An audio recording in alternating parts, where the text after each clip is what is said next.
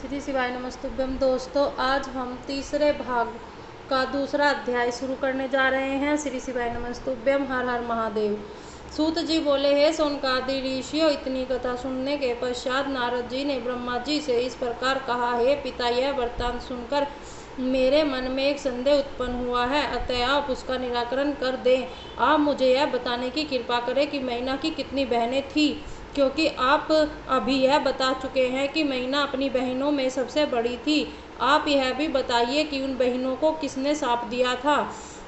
यह सुनकर ब्रह्मा जी बोले, हे नारद, मेरे पुत्र दक्ष प्रजापति ने सर्वप्रथम बहुत से पुत्र उत्पन्न किए, परंतु उनके द्वारा दक्ष को आनंद लाभ न हुआ,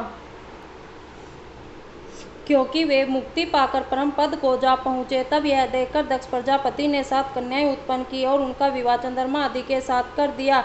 यह वृत्तांत पहले ही सुना चुका हूँ। दक्ष की उन पुत्रियों में एक लड़की का नाम सवधा था। उसका विवाह पितरों के साथ हुआ। सवधा के गर्भ से 3 कन्याओं ने जन्म लिया। उनमें सबसे बड़ी का नाम मैना, मंजली का नाम धन्य तथा छोटी का नाम कलावती था। हे नारद, प्रातः काल के समय जो मनुष्य इनका नाम लेता है, उसके संपूर्ण मनोरथ पूरे होते हैं। इनके शुद्ध चरित्र को सुनने से आनंद की प्राप्ति होती है, क्योंकि तीनों लोकों में सम्मान प्राप्त करने वाली ये इसी योग्य हैं। एक दिन की बात है कि ये तीनों कन्याएं श्वेत द्वीप में जाकर सी समुद्र के निकट भगवान विष्णु के समीप जा पहुंची और वहां विष्णु जी के दर्शन करने के उपरांत उनकी स्तुति करके उनकी आज्ञा से वहीं एक स्थान पर बैठ गई। कुछ देर पश्चात मेरे पुत्र सनकादिक भी वहां आ पहुंचे। उन्होंने दूर से ही भगवान विष्णु को प्रणाम किया। सनकादिक को देखकर वहां उपस्थित सभी लोग उठकर खड़े हो गए तथा सम्मान पूर्वक उन्हें प्रणाम करने लगे।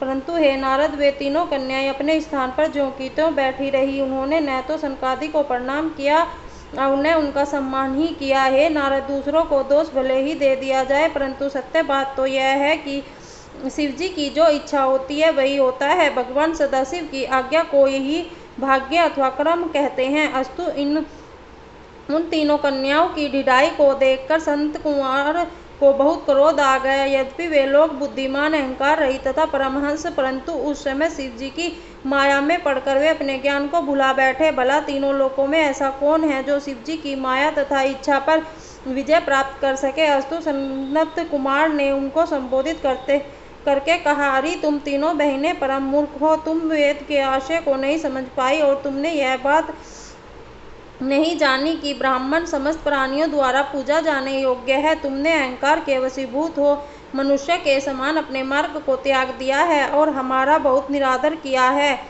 अतः हम तुम्हें यह शाप देते हैं कि तुम देवभूमि स्वर्ग को त्याग कर मनुष्यों के देश में जाकर रहो। हे नारद, इस शाप को सुनकर वे तीनों आश्चर्यचकित रह गई और सनत कुमार की प्रार्थना करते हुए बोली, हे मुनि, हमसे यह बड़ा भारी अपराध हुआ जो आपका सम्मान नहीं किया। वास्तव में यह अपराध हमसे मनुष्य के समान ही बन पड़ा। उसका फल भी हम प्राप्त कर चुकी हैं, परंतु अब हम आपसे यह प्रार्थना करती हैं कि आप हमें यह वरदान दें कि जिस समय हमारा पाप नष्ट हो जाए तब हम फिर इसी स्वरूप को प्राप्त कर लें। उनके इस विनती वचनों को सुनकर सनत कुमार अत्यंत प्रसन्न हुए और बोले, हे कन्याओं, तुम्हारी प्रार्थना सुनकर हमारे मन का शोक दूर हो गया है। अस्तु, हम प्रसन्न होकर तुम्हें यह वर देते हैं कि तुमने जो भी बड़ी कन्या है वह विष्णु के अंश से उत्पन्न पर्वतराज हिमालय की पत्नी होगी और उसके गर्भ से जो लड़की उत्पन्न होगी वह शिवरानी होकर अपने कुटुंब के लोगों को पाप नष्ट कर देगी। मंजली कन्या का विवाह त्रेता युग में राजा जनक के साथ होगा। उसके गर्भ से सीता का जन्म होगा, जो भगवान रामचंद्र के साथ बिहाई जाएगी।